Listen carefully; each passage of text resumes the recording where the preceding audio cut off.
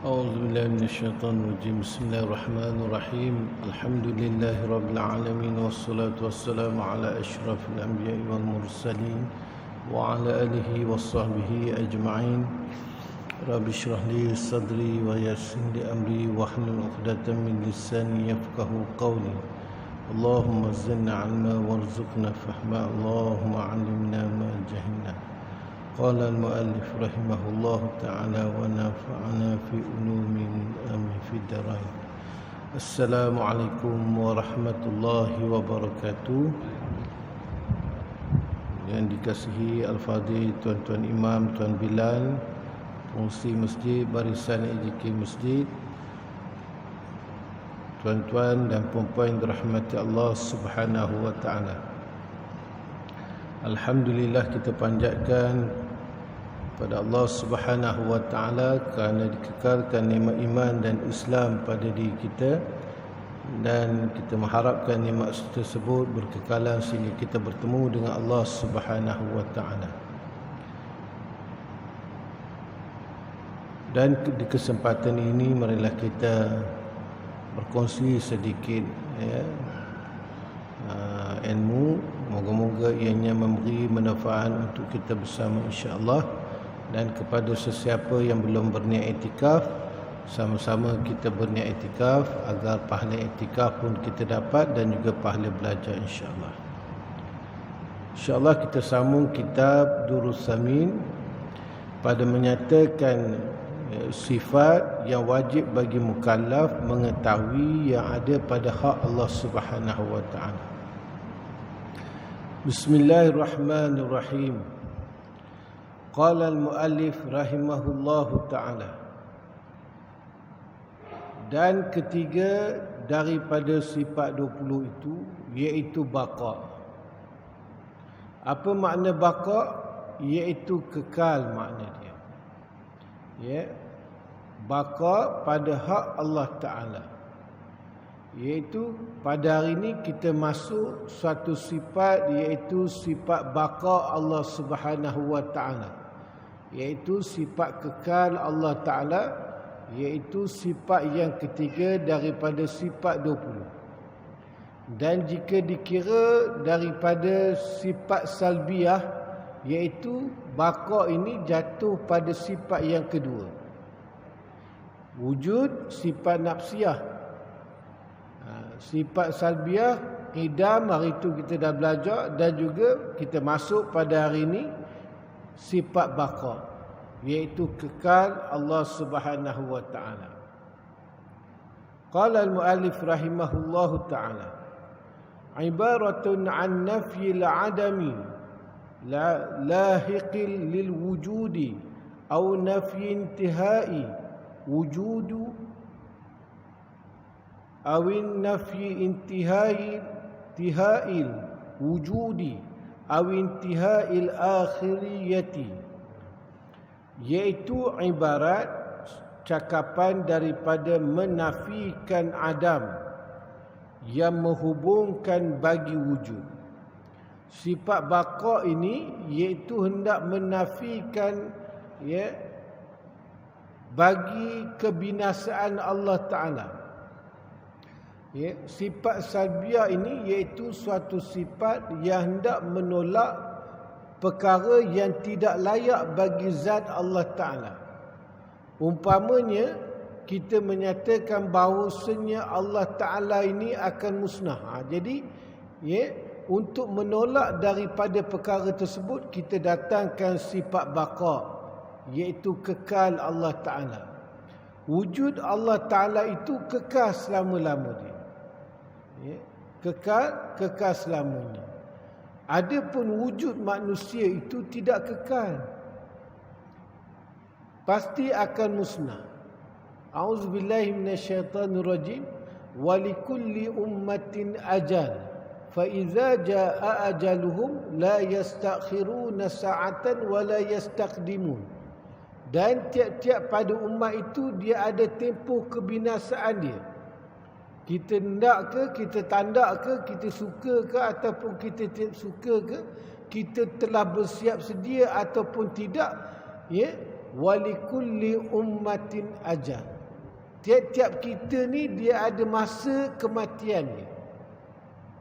Fa iza jaa ajaluhum, maka apabila datang masa ajal dia tu, la yastakhiruna sa'atan, tidak dilewatkan walaupun sesaat, wala yastaqdimun, dan tidak terawal sekalipun.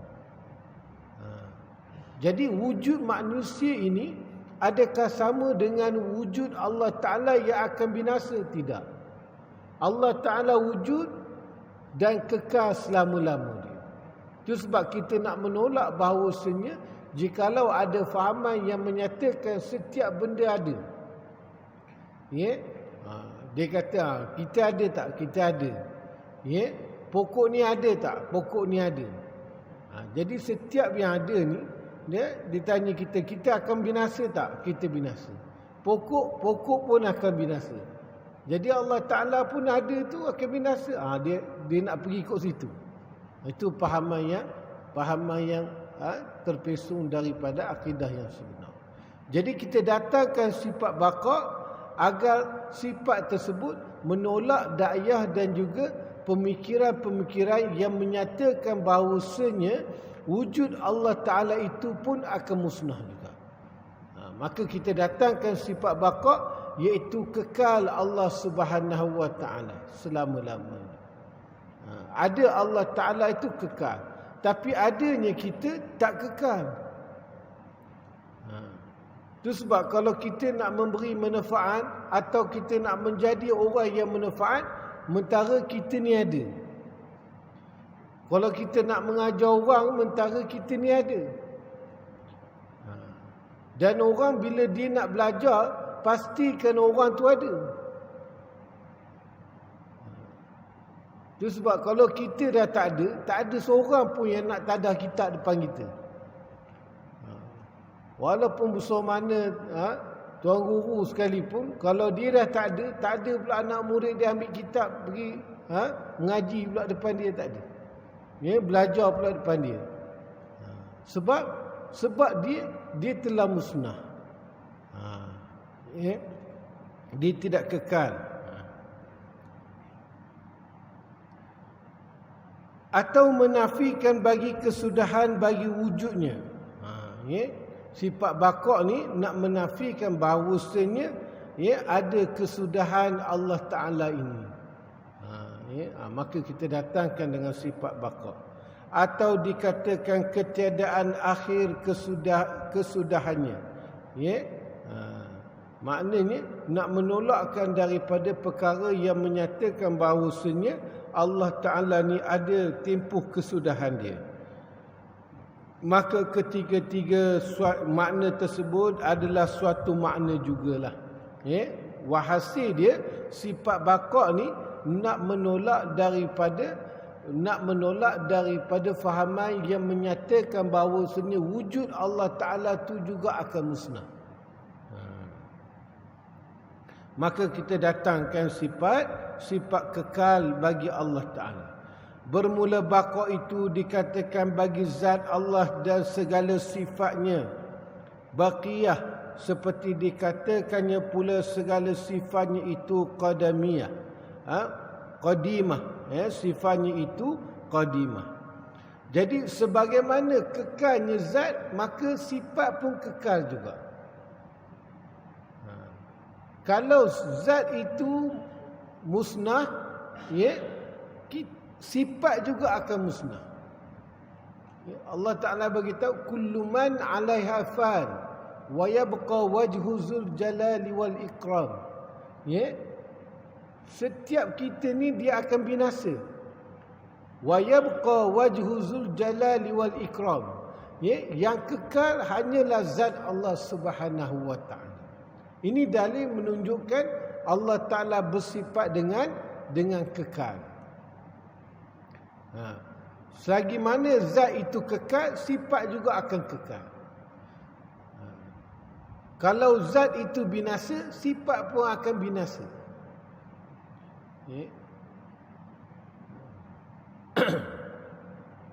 Kita kalau kita nak bersedekah, sementara kita ni kita ni ada, kita ni hidup. Kalau kita tu dah tak ada, tak tentu lagi orang boleh buat sedekah ke tidak kita. Itu sebab mentara kita hidup ni, maka buatlah perkara-perkara yang baik. Kalau kita pandai mengajar, umpamanya mengaji umpamanya, mentara kita hiduplah. Bila kita dah tak ada, maka sifat pandai itu pun dengan sendirinya dia akan tak ada. Selagi mana ada zat, selagi itulah adanya sifat. Kalau zat itu dah tak ada, maka sifat juga tiada.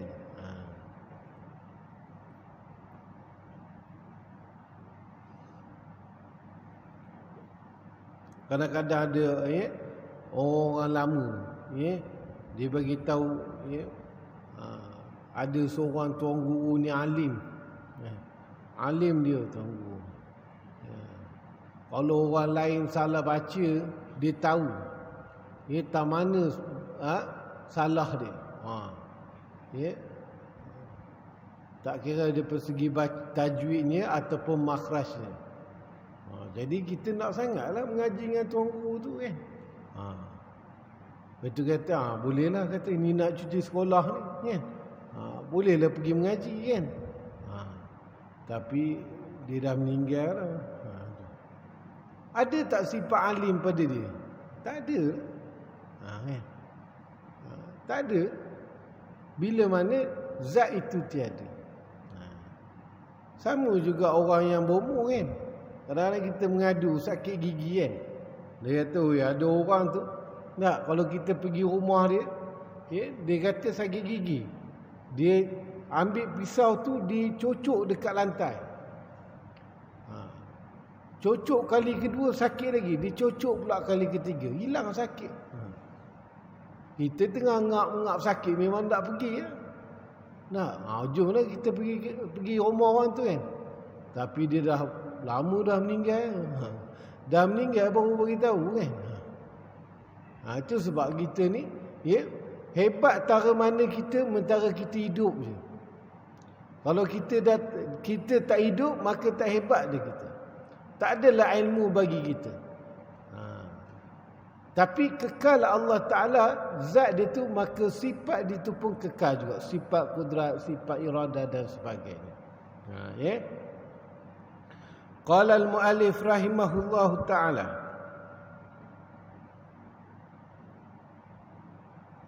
Dan al-baqi itu setengah daripada nama Allah.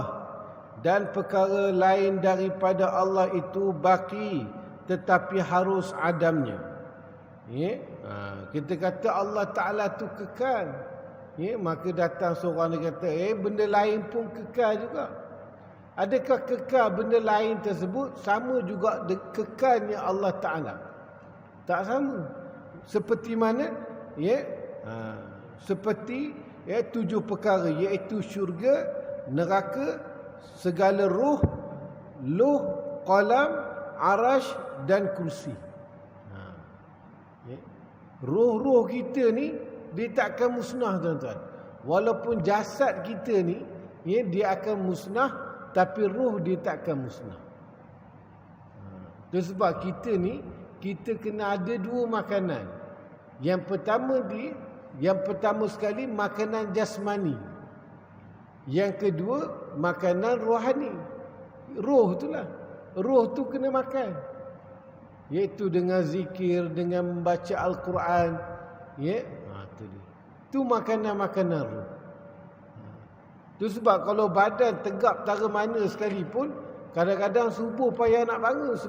Sebab roh dia tu kurus. Tak bermain. Walaupun kaya tara mana sekalipun, nak bersedekah tu susah. Sebab roh dia tu kurus. Dia tak bagi makan roh tu. Maka roh tu tak bertenaga. Badan dia je yang bertenaga. Jasad dia. Tapi roh dia tu tidak bertenaga. Itu sebab kalau bila roh tak bertenaga, nak berzikir pun payah. Nak berzikir pun susah. Padahalnya ada masa kosong. ada masa lapang. Dan masa lapang tu dia buat apa? Menung kan. Tengok orang ni lalu, tengok kereta lalu, itu je lah. Ada tak masa lapang tu dia nak berzikir, dia tak berzikir. Sebab roh dia tu lemah. Walaupun badan tegak, tak. Kalau setakat domino tu, satu tu dia seorang je domino yang besar ni. Walaupun dia lalu makan kan, banyak dia makan, tapi disebabkan roh dia tu lemah, maka dia tak mampu nak melakukan ibadah. Setengah orang badan kurus, tapi tak, dia punya ibadah tu kita pun tabik dengan dia. Sebab roh dia tu bertenaga. Itu sebab roh adalah suatu makhluk Allah Taala yang kekal selama-lamanya. Tapi kekalnya roh dengan kekalnya Allah Taala adakah sama? Tak sama. Kekalnya roh disebabkan Allah Taala yang mengistisnakan, yang mengkecualikan dia. Itu dia. 7 benda yang Allah Ta'ala kecualikan daripada musnah setelah dia itu wujud, iaitu syurga, neraka, roh, qalam, arash, kursi, dan juga luh. Iaitu 7 perkara yang tidak akan musnah walaupun ditiup sangkakala. Jadi kekalnya makhluk tersebut tak sama dengan kekal Allah Ta'ala. Adapun kekal Allah Ta'ala tersebut, tiada orang yang mengkecualikan dia. Memang sifat dia itu kekal selama-lamanya. Tapi kekalnya makhluk disebabkan Allah Ta'ala yang mengkecualikan dia. Itu beza dia. Maka ketujuh itu iaitu sabit baqanya, tiada harus adamnya. Maka kekal dia. Tapi harus ke tidak, boleh ke tidak dia itu musnah? Boleh. Cuma Allah Ta'ala yang mengkecualikan dia. Sebab apa? Sebab dia itu ada permulaan dijadikan. Setiap benda yang ada permulaan dijadikan, maka benda tersebut juga harus ketiadaan dia. Harus binasa. Tapi bila Allah Ta'ala dah kecualikan 7 benda tersebut tidak akan binasa, maka kekallah benda tersebut. Walaupun ditiup sangkakala. Itu beza di antara kekal Allah Ta'ala dan juga kekalnya makhluk. Qala al-muallif rahimahullahu ta'ala. Habis itu. Itu sifat yang ketiga daripada sifat Allah Subhanahu wa taala. Dan yang seterusnya, mukhalafatuhu ta'ala lil hawadis.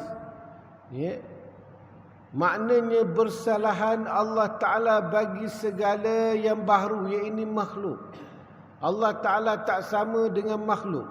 La yumasiluhu syai'un la fi zatihi wala fi sifatihi wala fi af'alihi.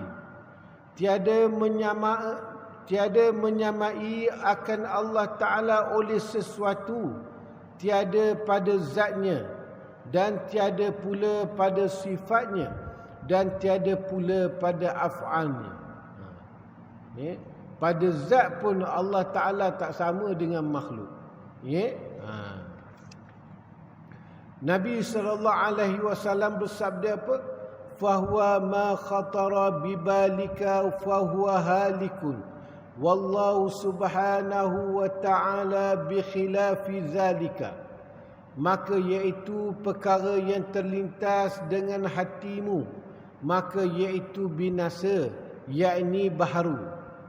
Bermula Allah Subhanahu wa ta'ala dengan menyalahi bagi yang demikian itu, kerana Allah Ta'ala tiada dapat menyamai segala yang baru itu akan dia. Kadang-kadang kita duduk saja-saja terlintas bagaimana zat Allah Ta'ala. Dia marilah gitu kan. Ya. Sebagaimana yang berlaku setengah katanya Syekh Abdul Qadir Al-Jilani. Ya, dia pergi beribadah pada Allah Taala di dalam hutan. Ya, maka muncullah asap. Ya. Maka berkata asap tu, dia kata, wahai Abdul Qadir, sungguhnya kamu telah terlepas daripada taklif syarak. Maknanya tak payah semayang pun tak payah, puasa pun tak payah. Maka Syekh Abdul Qadir Al-Jilani ni dia kata, sedangkan Nabi SAW pun semayang, ya, semulia-mulia hamba Allah Ta'ala, Habibullah, kekasih Allah itu pun dia semayang. Ini kan aku, umat Nabi kan. Maka sedarlah Syekh Abdul Qadir Jalani bahawasanya yang berkata tersebut adalah syaitan. Maka dia kata, pergi kamu, syaitan yang dilaknat. Maka berubah asap tersebut menjadi rupa syaitan. Maka dia kata, berapa ramai orang yang abid yang aku telah sesatkan, tapi kamu aku tak boleh nak sesatkan. Orang abid ni orang yang beribadat, tapi tak mengaji. Semayang, tapi mengaji tak. Baca Quran jangan, kalah kita. Sehari itu 1 juzuk, tapi dengan tajwid entah ke mana, makhraj huruf entah ke mana. Kalau dipusing buat tasbih itu nak. Kadang-kadang 2-3 tasbih putih dia punya bersungguh punya. Tapi dia tak mengaji. Itu sebab ulama beritahu, wa kullu man bi ghairi ilmi ya'malu a'maluhu mardudatun la tuqbalu. Dan tiap-tiap mereka yang beramal dengan ketiadaan ilmu, a'maluhu mardudatun la tuqbalu, amalan tu ditolak dan tidak diterima oleh Allah Ta'ala. Nak terima macam mana? Dengan syaratnya tak cukup, dengan tomak ninahnya tak ada, tapi semayang banyak, tapi tak ada tomak ninah. Jadi macam mana Allah Ta'ala nak terima ibadah kita? Quran baca tapi tak ada bertajwid. Ini. Maka zat Allah Ta'ala tak sama dengan makhluk. Apa yang kita terlintas dalam akal kita. Itu sebab kita ni, akal ni dia ada had dia. Ada border dia. Kita tak boleh melangkaui border tu. Tak boleh melangkaui batas tu. Batas pemikiran kita ni ada had dia. Bila diceritakan pada kita, sami'na wa ata'na, kita dengar dan juga kita iakan. Sebab kalau nak ikut akal, memang tak logik oleh akal.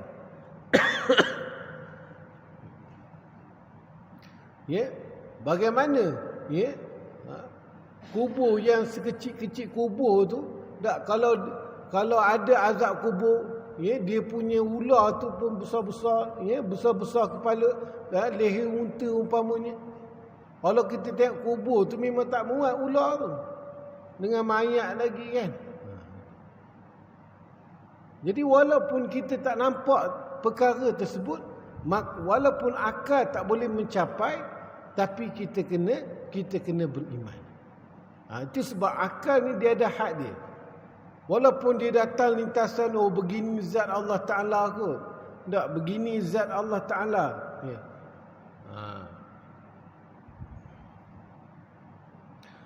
Wallahu subhanahu wa ta'ala bi khilafi zalika. Allah Ta'ala tak sama dengan benda tu. Itu sebab mukhalafatuhu ta'ala lil hawadith ni, Allah Ta'ala tak sama dengan makhluk, baik daripada fikiran kita ataupun lintasan hati kita. Kadang-kadang hati kita terlintas, begini kot zat Allah Ta'ala. Dia nak sebut Allahu Akbar, Allah Maha Besar, besar ni kot. Gitu. Kan? Dia mari macam-macam. Lintasan-lintasan syaitan yang tak menggugatkan akidah kita.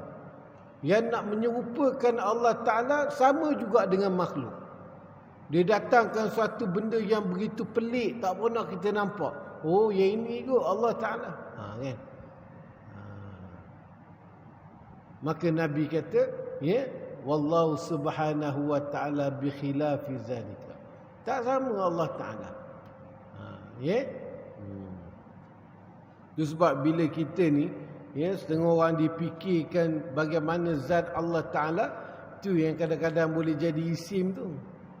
Ya, boleh jadi gila tu. Ya. Qala al-muallif rahimahullahu ta'ala. Maknanya Allah Ta'ala, zat Allah Ta'ala tak sama dengan zat makhluk. Bukanlah Allah Ta'ala jenis nur. Ya, Allah Ta'ala bukanlah jenis cahaya. Dan tiada jenis kejadian langit dan bumi dan barang di antara keduanya. Ini pun tak sama juga. Dan tiada sifat suatu seperti sifat Allah, kerana sifat itu qadim lagi baqi. Dan sifat Allah Ta'ala tak sama juga dengan sifat makhluk.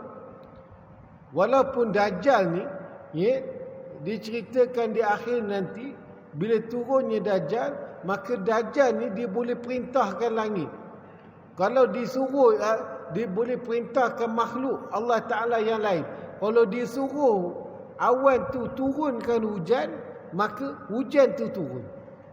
Kalau disuruh berhenti, maka berhenti awan tu daripada mengeluarkan hujan.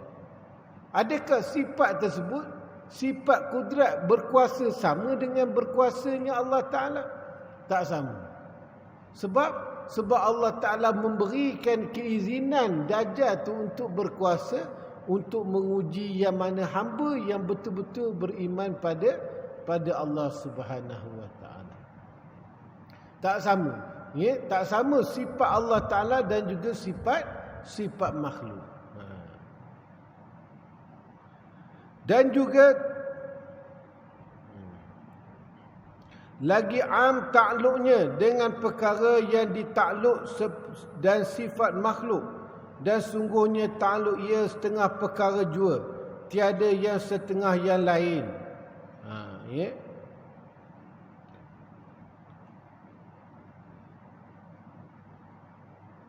Sama Allah, seperti sama Allah takluk ia bagi segala maujud, dan sama kita takluk setengah jua, iaitu suara jua.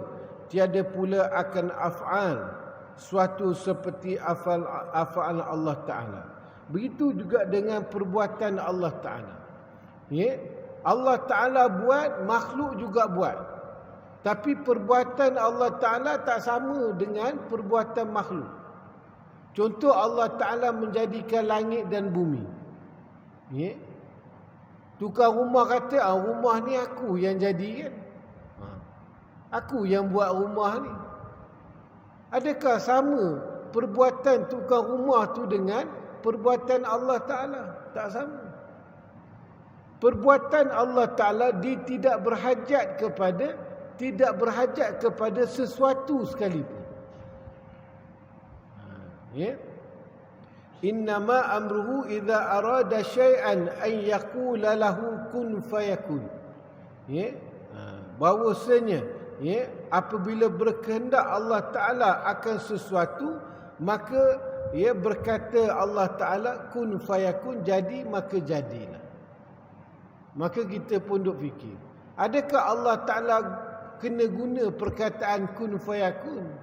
Kalau Allah Ta'ala kena gunakan perkataan kun fayakun, makna Allah Ta'ala berhajat juga kepada perkataan tersebut.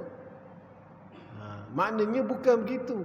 Nak ceritanya, cepatnya bila Allah Ta'ala nak jadi, maka jadi benda tu. Bukan kena gunakan perkataan kun fayakun tu, bukan. Ya?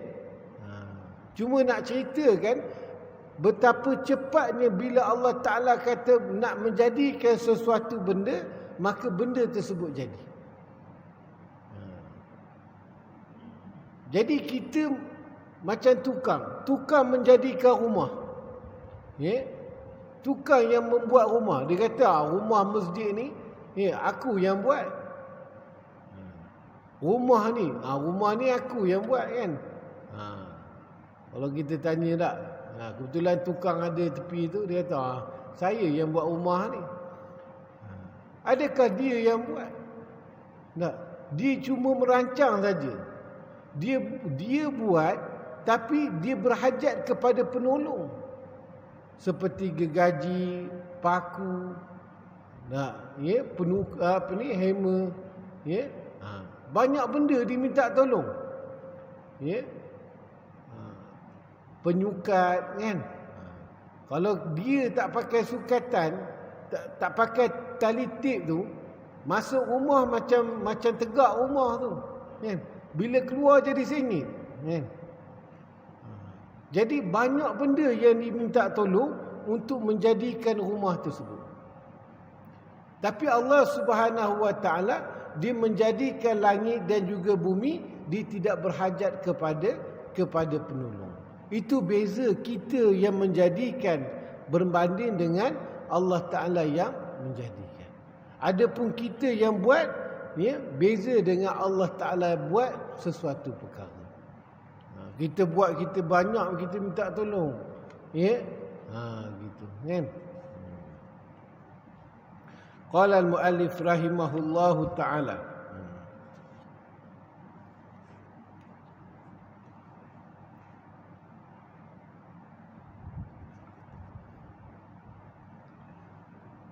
Kata Ja'far As-Sadiq rahimahullahu ta'ala, bersahabat aku 400 orang sufi. Dan aku tanya akan mereka itu daripada 4 masalah. Maka tiada seorang jawab akan daku. Satu ketika Ja'far As-Sadiq rahimahullahu ta'ala, dia tanya kepada 40 orang sufi, 40 orang ahli tasawuf, orang yang alim. Maka seorang pun tak boleh jawab pertanyaan Ja'far As-Sadiq. Maka duka cita aku bagi yang demikian itu. Soalan, kalau kita ada soalan, kita tanya, tiba-tiba tak dapat jawapan tersebut, kita rasa susah hati, tuan-tuan. Macam kita lah, kita ada suatu benda kita nak tanya pada ustaz. Bila kita tanya pada ustaz tu, ustaz kata, saya pun tak tahu juga, nanti saya cek balik lah.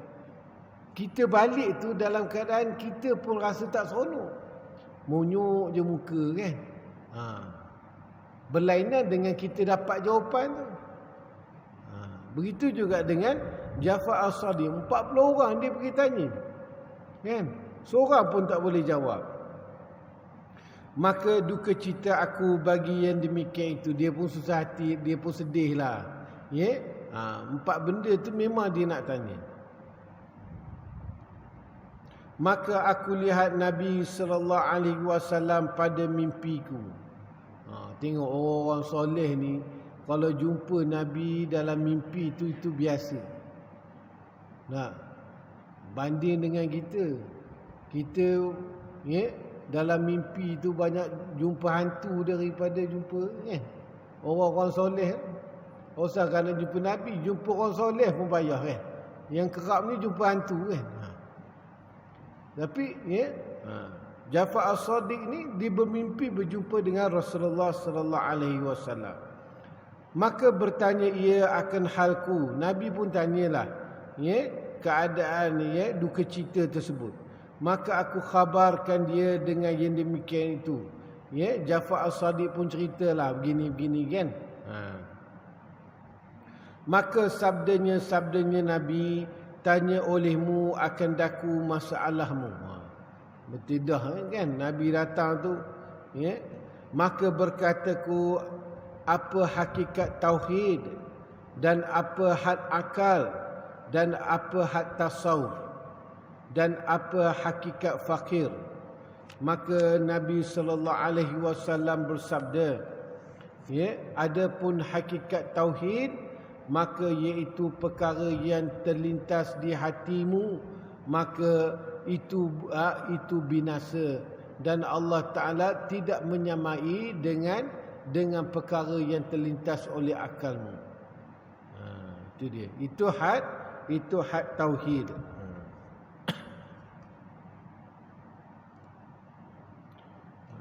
Maka Allah Ta'ala tiada dapat menyamai segala yang baru itu akan dia. Dan ada pun had akal itu, maka sekurang-kurangnya meninggalkan dunia yang di atasnya, meninggalkan berfikir pada zat Allah Azza wa Jal. Hak akal ni kita tak boleh, benda-benda yang gaib ni, zat Allah Ta'ala, sesaan kubur Allah Ta'ala, kita kena tinggalkan. Kita sampai situ je had kita. Cuma had kita ni, kita hanya boleh bahas sifat Allah Ta'ala. Kita boleh mengetahui sifat Allah Ta'ala.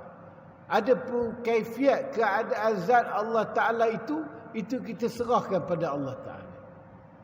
Jangan kita fikir. Kalau kita fikirkan keadaan zat Allah Ta'ala, sungguhnya kita telah melampaui akan had dia. Sama juga benda apa dalam dunia sekalipun, kita tak boleh melampaui. Kulu washrabu wala tusrifu.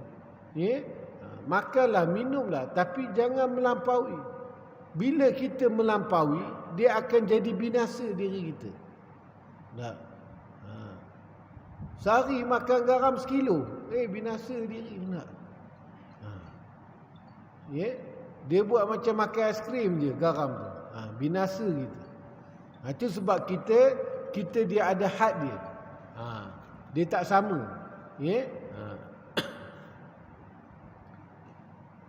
Iaitu had akal tu, dia sekurang-kurangnya kita meninggalkan perkara, meninggalkan memikirkan perkara-perkara yang gaib seperti zat Allah Subhanahu wa taala. Dan ada pun had tasawuf itu, maka iaitu meninggalkan dakwa dan menyembunyikan ma'ani, yakni rahsia. Jangan kita kata ini dia ni yang boleh jadi baik ni sebab aku ni. Itu. Jangan. Berapa ramai mak bapak nak anak dia jadi baik. Tapi banyak mak bapak yang nak anak jadi baik, tu anak dia jadi komunis. Macam mana? Perangai macam komunis. Muka tu muka komunis dah. Cengih bukan nak? Mana lah mak bapak suka? Semua mak bapak nak anak jadi baik. Kan? Gitu. Semua mak bapak nak anak dia cerdik. Jadi bila kita didik anak kita menjadi orang yang baik, dia jadi orang yang baik, maka kita jangan mendakwa diri kita. Ini anak aku ni yang boleh jadi pandai ni, akulah ajar malam-malam lepas-lepas isyak kan. Gitu. Kita dakwa diri kita. Kalau betul lah kita yang menjadikan anak kita ni pandai, kenapa 8 orang lagi tu bodoh? Seorang je yang pandai, yang duk zanjung-zanjung tu, 8 lagi habis. Habis 8 tu.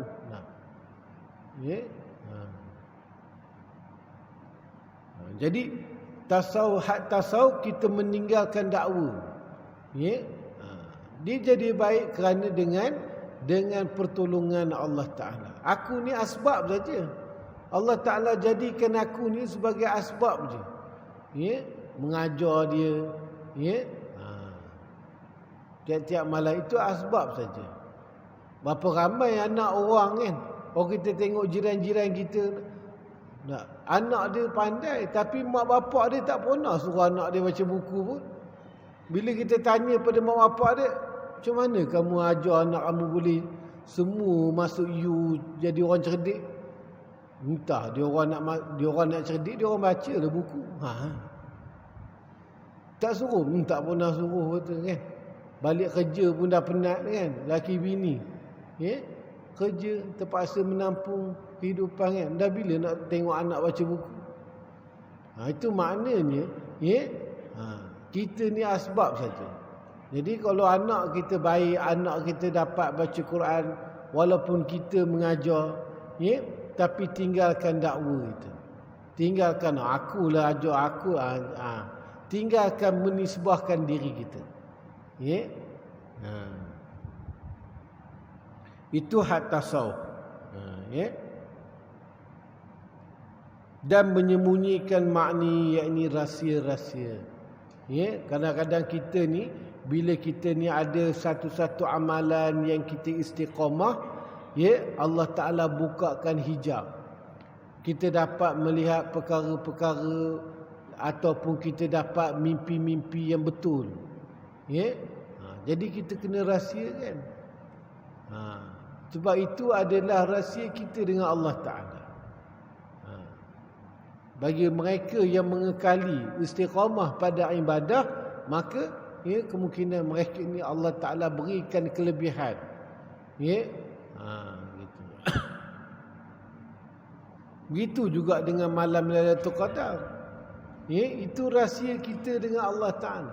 Bila kita nampak malam tersebut pelik, ya, tak kiralah kan. Pelik umpamanya.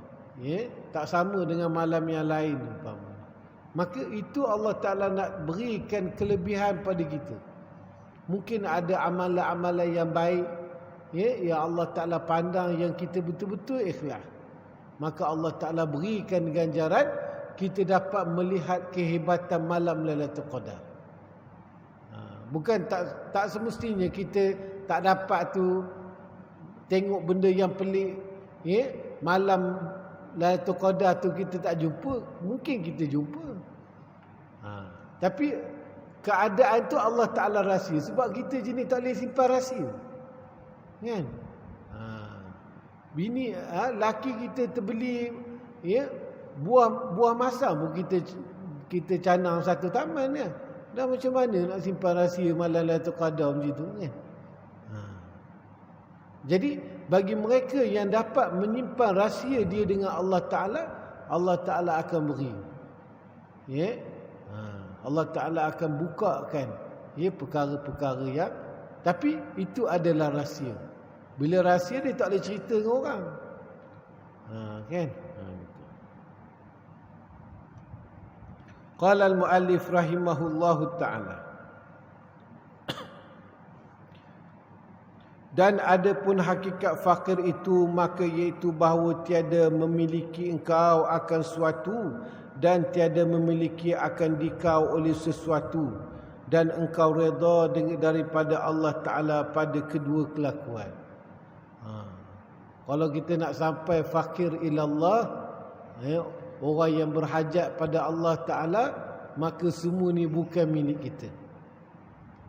Bila semua tu bukan milik kita, apa kita nak sayang? Kan? Kalau sampai tahap tu, maka dapatlah kita ni, ya, orang kata sampai kepada fakir ilallah, orang yang sentiasa berhajat pada Allah Subhanahu wa taala.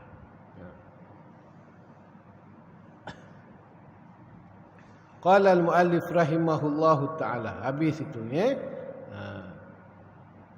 Dan sifat seterusnya qiyamuhu binafsihi, ya, ya, qiyamuhu binafsihi, ya, berdiri ia Allah, iaitu wujud Allah Taala dengan sendirinya.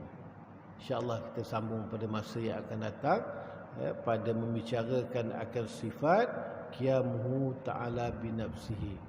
Moga-moga perkongsian kita pada malam ini ada manfaat untuk kita bersama, insya-Allah. Yang mana baik datangnya daripada Allah Ta'ala, kekurangan, kelemahan diri saya sendiri hakikatnya daripada Allah Subhanahu wa Ta'ala. A'udzubillahi minasyaitonirrajim. Bismillahirrahmanirrahim. Allahumma iftah 'alaina futuhal 'arifin kama fatatahu 'ala alladhina min qablina birahmatika ya arhamar rahimin. Walhamdulillahi rabbil alamin. Wallahu a'lam. Assalamualaikum warahmatullahi wabarakatuh.